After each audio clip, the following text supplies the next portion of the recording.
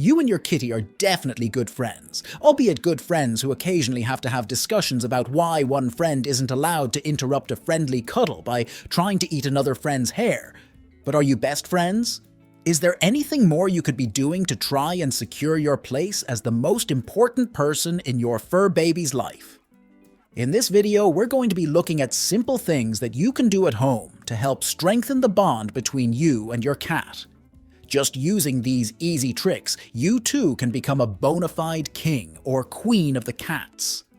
But before we dive in, why not subscribe and join our feline loving community for more tips and tricks to help you become the best cat parent you can be. Number 1. Get cheeky. You probably think you know how to pet your cat already, but have you discovered this secret spot that will make your fur baby melt?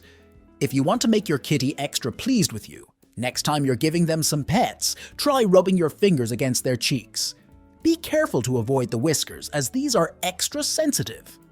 The reason this cheeky little gesture is just the thing to get your moggy's motor running, and listen to that engine purr, is because, on top of giving them some glorious pets, you're also satisfying one of their deepest instincts. Cats have an instinctive desire to mark things and people that they see as belonging to them with their scent, and one of the ways that they do this is by rubbing their cheeks against them. Your fur baby's cheeks contain special glands that, when compressed, release a pheromone scent. When you rub your kitty's cheeks, you're getting their scent all over your hands, making your cat feel safer and more secure in their friendship with you. Number 2. Lend them your clothes. No, not to wear. However cute you might think your kitty would look in that new hat you got from Target. Cats definitely prefer the au naturel look when it comes to wearing clothes. Their own fur coat is plenty warm enough for them.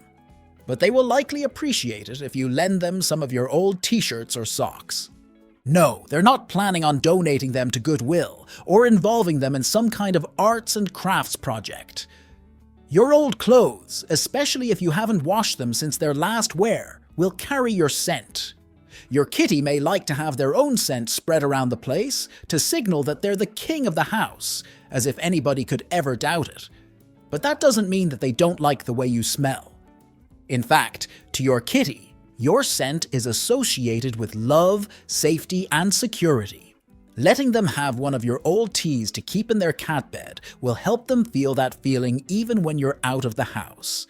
Essentially, it's their way of keeping you close. Number 3. Blink and you'll miss it. One of the most subtle ways that our kitties have of showing their affections is also one of the cutest, the slow blink. Also known as a cat kiss or an I love you blink. This is when your fur baby makes eye contact with you across the room and very slowly closes their eyes and then opens them again. It's their way of saying that they love you and showing that they trust you. Think of it as the cat equivalent of blowing a kiss to someone across the room. It's also one of the elements of feline body language that is easiest for a human to imitate. All you have to do is lock eyes with your kitty and slowly blink at them. You can do it after they do it first, or you can do it off the cuff just because you feel like it. Number 4. Get ahead. Slow blinking may be the easiest cat gesture for a human to imitate, but it's not the only one. Another popular kitty love language is headbutting or bunting. This is when your fur baby bumps their head against your hands, or, for braver and more adventurous kitties, clambers up somewhere so that they're level with your face so they can bump their head against your forehead. What's up with that? Well, it's another way for your fur baby to share their scent with you. You might notice that they're more likely to do this after you come home for the day, when your scent is probably slightly off from being outside the house. We probably wouldn't recommend actually headbutting your fur baby back. You're quite a bit bigger and stronger than them after all, and we wouldn't want any accidents. But you can still show your love by helping them out when they're trying to bunt you. Simply duck down so that they can reach your head from the ground and butt against it more easily. They'll surely appreciate it. Number 5. Only with permission. Cats love being pet, but that doesn't mean that they're up for it at any time. As any experienced cat parent knows, the most easygoing kitty can get very scratchy if they've decided that they don't want to be petted today, and the oblivious human doesn't get the hint quickly enough. Equally, sometimes you can be petting your fur baby, and the two of you seem to be having a lovely time when suddenly, out of nowhere, they lash out and run away. What on earth? What's happening in this scenario is that your fur baby probably was enjoying the pets, up to a point, but then they decided to tell you to stop, and you didn't. But I didn't hear them tell me anything, you might be saying, and that's true. Therein lies the biggest boundary between effective human and feline communication. When we're trying to convey information to somebody, we tend to try words and sounds first. Our kitties prefer body language. When petting your cat, the way to keep an eye on their enjoyment levels is to look at their tail. A cat who is happy with the pets will have a relaxed tail. A cat who's getting a bit testy will have a tail that is twitching slightly at the end, and a cat who is getting very annoyed might be lashing their tail around like a mad snake. When it comes to recognizing whether a cat wants to start a petting sesh, on the other hand, the trick to not getting clawed is to ask permission first. Move your hand slowly towards your cat's head, and then hover it slightly above. Don't touch! Wait. If your kitty wants to be pet, they will raise their head to bunt against your hand as a signal that they want to proceed. If they don't want to be pet, however, they'll duck away as a sign that they'd rather you back off. Number 6. Hello, kitty.